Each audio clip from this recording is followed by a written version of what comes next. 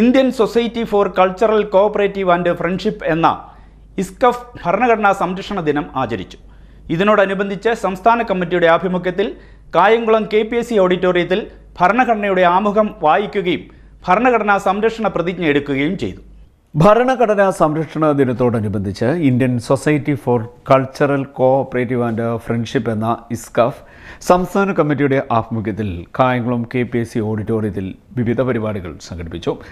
നമ്മൾ ഇന്ത്യയിലെ ജനങ്ങൾ ഇന്ത്യയെ ഒരു പരമാധികാര സ്ത്രീസമത്വ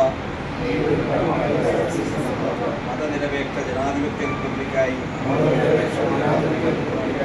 സംവിധാനം ചെയ്യുന്നതിനും ഇന്ത്യയിലെ എല്ലാ പൗരന്മാർക്കും സാമൂഹികവും സാമ്പത്തികവും രാഷ്ട്രീയവുമായ നീതി, ചിന്ത, ആശയാവിഷ്കാരം, വിശ്വാസം, ഭക്തി, ആരാധന, അഖണ്ഡതയും ഉറപ്പുവരുത്തുന്ന സാഹോദര്യം എല്ലാവരും വളർത്തുന്നതിനും ദൃഢനിശ്ചയം ചെയ്യുന്ന നമ്മുടെ ഭരണഘടനയെ എന്ത് വില കൊടുത്തും നമ്മൾ സംരക്ഷിക്കുമെന്ന പ്രതിജ്ഞ ചെയ്യുന്നു.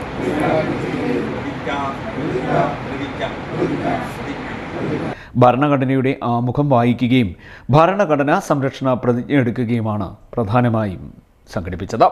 സംസ്ഥാന ചെയർമാൻ മുല്ലക്കര രത്നാകരൻ ഉദ്ഘാടനം നിർവഹിച്ചു. സംസ്ഥാന secretary advocate K. Prashant Rajan പ്രതിജ്ഞ ചൊല്ലിക്കൊടുത്തു. CDNet news, Kayamkulam.